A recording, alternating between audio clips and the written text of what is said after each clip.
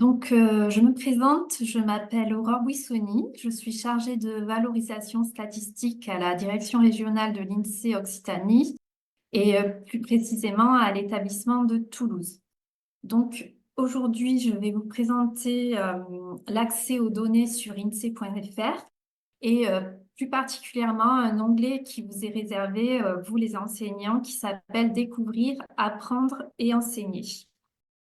Sur la page d'accueil d'INSEE.fr, sur la droite, vous avez un onglet Découvrir, apprendre et enseigner qui s'adresse aux enseignants et aux étudiants. Il regroupe les éléments dont vous pourriez avoir besoin pour comprendre et enseigner les statistiques. On y trouve des contenus pour préparer des cours, des outils pédagogiques facilement mobilisables avec vos élèves, des vidéos, des outils interactifs, les programmes scolaires en statistique, ou bien encore des informations sur la compétition européenne de statistique. Dans cette présentation, je vais me concentrer sur 3 thématiques majeures disponibles dans cet espace, qui sont les outils pédagogiques et interactifs, puis l'interface statistique locale et enfin la compétition européenne de statistique. Mais je vous invite dès à présent à explorer par vous-même l'ensemble du contenu de cet onglet « Découvrir, apprendre et enseigner ». Pour commencer, je vais vous présenter des ressources et des outils pédagogiques et notamment les ressources statistiques les plus faciles d'accès pour étudier les sujets socio-économiques. Donc, nous retrouvons ici notamment les essentiels sur des dossiers thématiques sur des grands sujets de société. Actuellement, il y en a déjà 8 de disponibles sur les thèmes suivants: inflation, chômage, salaire, entreprise, le tourisme, la pauvreté, la mondialisation et les immigrés, les étrangers. Donc, les principaux thèmes socio-économiques qui sont traités.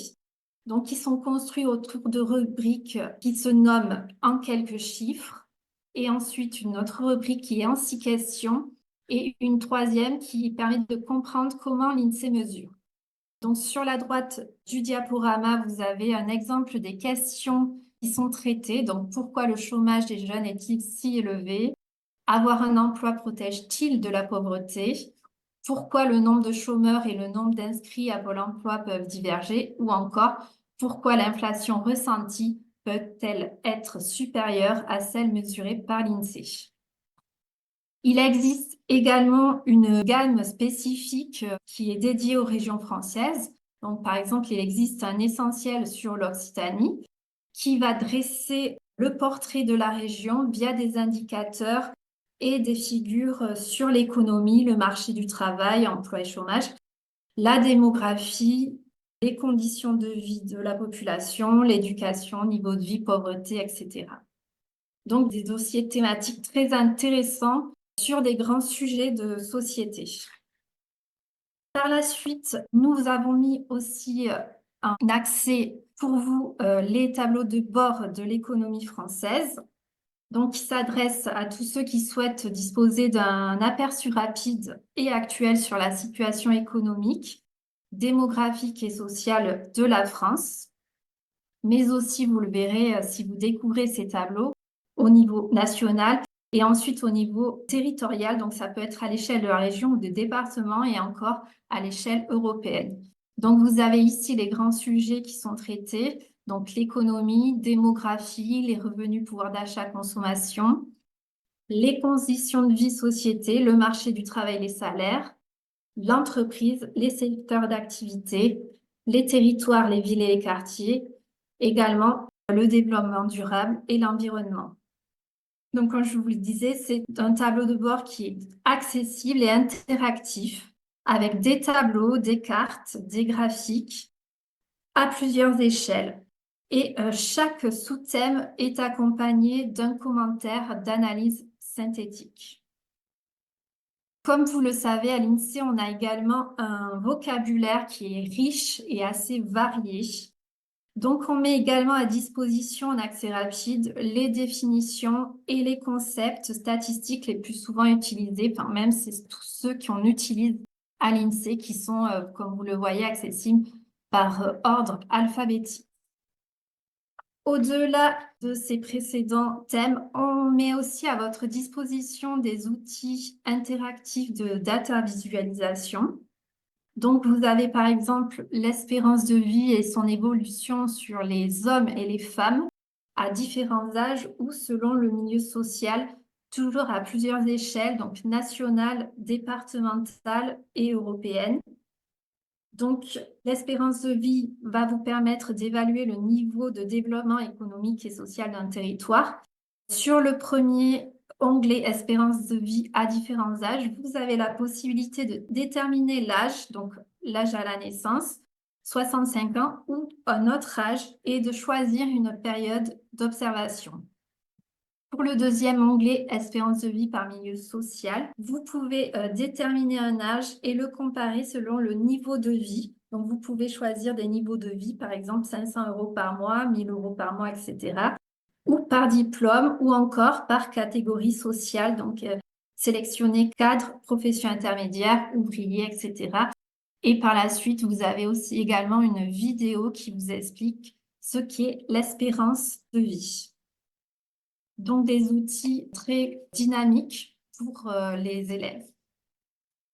Par ailleurs, en outil de data visualisation, nous avons également la pyramide des âges, donc qui est une pyramide qui est interactive, qui est disponible en France ou par territoire, qui vous permet de visualiser donc l'évolution de la pyramide des âges au fil des années. Donc, vous avez plusieurs pyramides, notamment une pyramide des âges depuis 1990 qui est disponible au niveau France, France métropolitaine ou par région. On a également une pyramide des âges depuis 1901 par état matrimonial qui est disponible uniquement au niveau France métropolitaine. Nous avons également la pyramide des âges en projection de population jusqu'à 2070 qui là est disponible en France par région ou par département. Et vous pouvez également comparer la pyramide des âges de 29 pays européens. Donc, à chaque fois, vous avez la possibilité de télécharger les données. Encore une fois, en outil de data visualisation, vous avez la possibilité d'étudier en détail les salaires dans le privé comme dans la fonction publique, ainsi que d'étudier la multiplicité des professions. Donc, ça va sur des professions telles que pompier à dirigeant salarié, secrétaire, pilote de ligne, sportif ou encore professeur. Donc, permet de connaître le salaire moyen d'une profession précise dans le domaine privé comme dans le domaine public. Et également, comme vous le voyez, de se positionner et de savoir combien de salariés gagnent plus ou moins que vous dans le secteur privé. Également, en outil interactif de data visualisation, vous avez la possibilité d'étudier l'inflation. Donc, on a mis à disposition un simulateur d'indice des prix personnalisé qui vous présente les évolutions des indices des prix à la consommation global ou pour chaque groupe de produits au niveau national. Et surtout, il vous permet de calculer l'inflation correspondant à son propre panier de biens et de services en modifiant la part des différents produits, donc alimentation, carburant, loisirs, pour l'adapter à son propre budget et se comparer à la moyenne nationale. Donc un outil qui est facilement mobilisable pour faire des ateliers avec vos élèves. Par ailleurs, à l'INSEE, nous produisons également des vidéos pédagogiques qui vont vous expliquer les concepts, les méthodes et les résultats statistiques. Vous avez ici des exemples de thèmes qui sont traités. Le PIB, c'est quoi? L'espérance de vie, c'est quoi? Mesurer les inégalités de vie en France avec le rapport interdécile ou bien expliquez-moi l'éco. Donc, toutes ces vidéos sont produites par l'INSEE qui sont regroupées sur la chaîne YouTube de l'INSEE et classées par thématique. Donc, très simple, vous allez sur Google, vous tapez YouTube INSEE et vous atterrissez directement également sur notre YouTube. Donc, des vidéos pédagogiques, comme je vous disais, mais également des vidéos pour présenter les principaux résultats d'une étude. Donc, vous allez avoir des vidéos qu'on va classer au niveau national sur des thématiques, ou alors vous avez des vidéos qui sont dites plus territoriales, qui sont produites par les régions et qui vont, par exemple, expliquer les messages principaux d'une étude. Donc, je vous le disais, de nombreux thèmes, comme par exemple l'inflation, où vous allez avoir l'inflation en 4 épisodes, donc qui sont 4 vidéos de à peu près 2 minutes, qui vont vous expliquer le panier de consommation, la mesure des prix, ou bien à quoi sert l'inflation, l'effet qualité, l'évolution de l'inflation et l'écart entre la mesure et le ressenti qu'on peut avoir. Ou encore, vous avez aussi des vidéos sur les salaires qui également se présentent sous forme de mini-séries où vous avez 4 épisodes, un peu plus de 2 minutes, ou des questions telles que qu'est-ce que le salaire et pourquoi il évolue, comment mesurer les écarts de salaire selon les catégories sociales, le diplôme, l'âge, etc. Et qui sont les bas salaires et les hauts salaires, donc pas mal de questions qui sont traitées. Récemment, on a également réalisé un partenariat avec un célèbre YouTuber qui s'appelle Nota Bene et qui intervient notamment sur l'histoire. Et nous avons réalisé en partenariat avec Nota Bene une vidéo sur l'histoire de la statistique publique. Donc, également, nous tenons un blog à l'INSEE. Donc, il existe depuis 2020, depuis début 2020, avec des contenus qui sont destinés à alimenter le débat public. Donc, des articles qui se veulent pédagogiques, réactifs face à l'actualité, qui adoptent un ton moins formel. Donc, des articles assez variés et utiles pour avoir en tête des éléments de langage sur des sujets de méthode. On peut citer notamment, pour ceux qui sont accessibles au plus grand nombre, des articles sur les sondages qui vont expliquer les sondages, ou quels sont les types de sources qu'utilise l'INSEE pour construire ses statistiques, sur la fraîcheur des statistiques, ou encore pour les statisticiens, avoir la moyenne ne suffit pas. Vous pouvez également vous abonner, comme vous pouvez le voir, à ce blog pour avoir en temps réel et être tenu informé des parutions des articles qui paraissent sur notre blog. Donc maintenant, on va faire un zoom sur l'interface statistique locale. Donc, statistique locale, c'est un observatoire cartographique qui vous permet de visualiser et d'analyser des données qui sont géoréférencées et qui sont issues de sources INSEE. Si vous avez l'habitude de naviguer sur notre site INSEE.fr, notamment pour aller chercher des données, on retrouve ici les mêmes sources et surtout les mêmes thématiques, les mêmes indicateurs qui vont être sur des thèmes sur l'économie générale, la démographie, les conditions de vie, le marché du travail, les entreprises ou encore l'aménagement du territoire. Donc, ce sont des indicateurs qui sont restitués sous forme de cartes, de tableaux de graphiques et de rapports. Si vous connaissiez les portraits territoires qui sont édités par l'INSEE, vous pouvez ici constituer gratuitement en fait votre portrait de territoire. Donc, ceci se fait sur des zonages d'études ou encore des zonages administratifs ou des zonages qu'on dit à façon. Et vous avez également la possibilité de cartographier et de tabuler des données externes.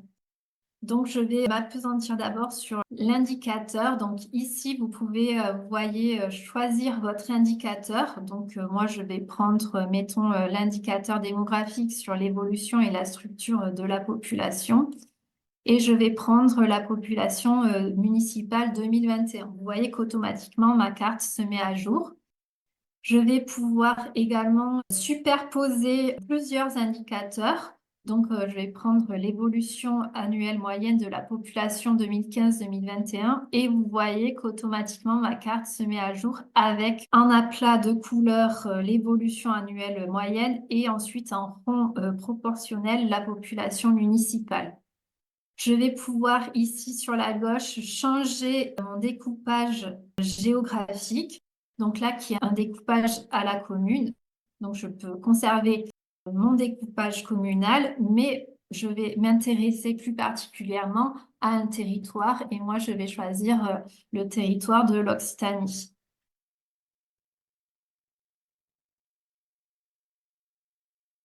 Voilà. Et là, vous avez automatiquement une carte en découpage communal, mais sur le territoire de l'Occitanie qui s'affiche. Donc, c'est un outil qui est très interactif et que je pense qui est très intéressant pour faire des ateliers. Ici, vous avez la carte qui s'affiche. Vous pouvez sur la droite modifier à l'aide des paramètres les couleurs ou le symbole. Si je souhaite avoir un carré et non une sphère, je peux modifier tout ceci. Donc là, ça se présente sous forme de carte, mais vous pouvez également avoir une restitution par tableau où vous voyez, j'ai mon tableau avec toutes les communes de la région et j'ai accès en chiffres à la population municipale et à l'évolution annuelle moyenne de la population 2015-2021. Et en troisième, j'ai ici une petite synthèse où je vais avoir une comparaison en haut de la France à l'Occitanie avec les 10 premières communes de la région. Si je reviens sur ma carte, vous voyez ici sur la droite, j'ai un petit bouton Action. Et ce qui est très simple, c'est qu'elle me permet d'exporter ma carte sous un format image ou PDF ou sous un format vectoriel si par la suite vous voulez retravailler votre carte. Mais si vous voulez constituer des dossiers, vous pouvez très bien l'exporter sous le format image ou PDF. Donc, un outil qui est très interactif, encore une fois, et je trouve très adapté pour animer des ateliers avec les élèves.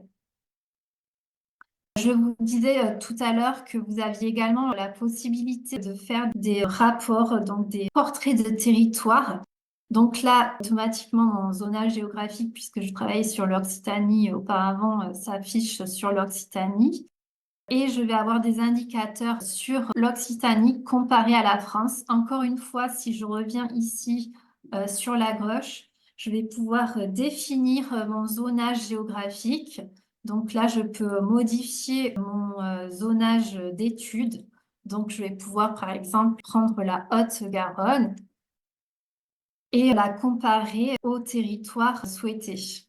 Donc là, par défaut, en effet, la zone de comparaison est la France, mais je peux très bien modifier ma zone de comparaison et mettre que ça peut très bien être comparé à une commune, donc, ouais, ou à un autre département, ou comparé à la région, ou à une autre région. Donc je peux, donc moi, je vais prendre par exemple le département de l'Hérault.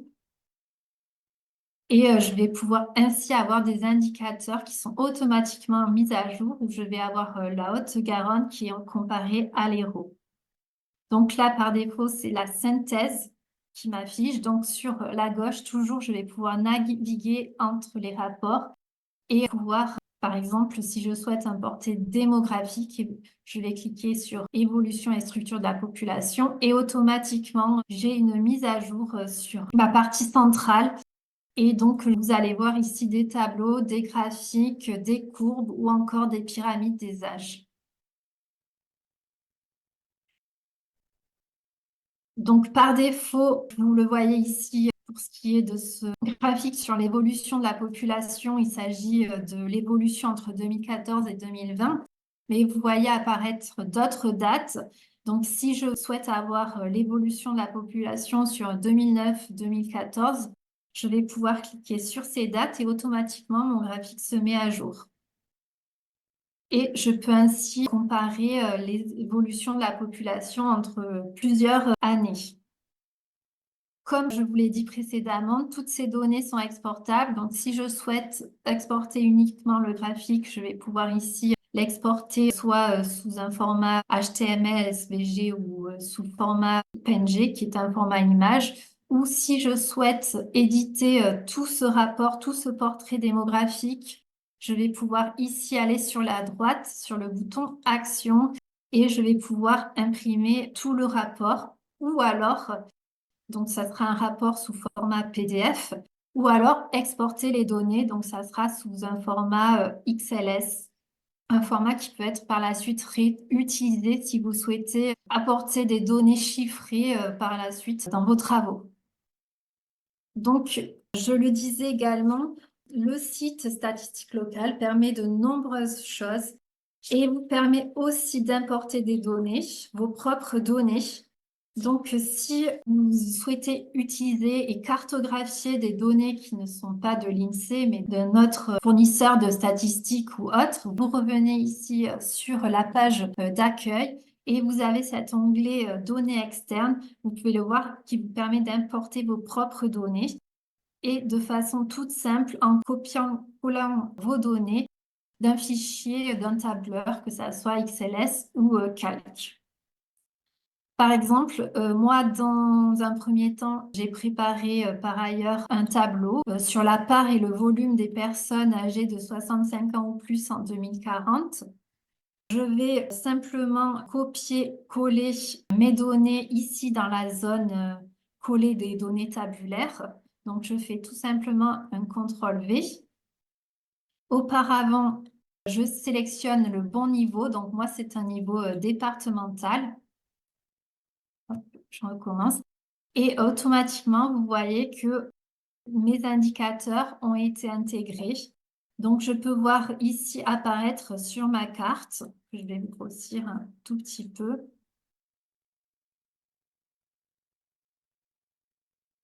Voilà, donc vous voyez ma carte qui a été construite en rien de temps.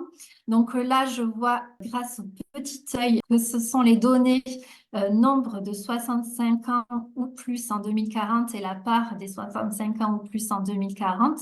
Si je souhaite voir apparaître pour l'année 2019, il suffit que je clique ici sur le petit œil et automatiquement ma carte va se mettre à jour.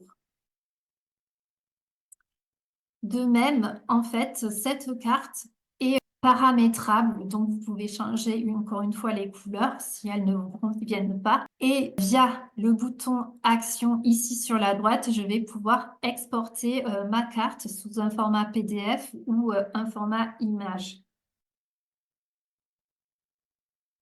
Donc, un outil très facile d'utilisation.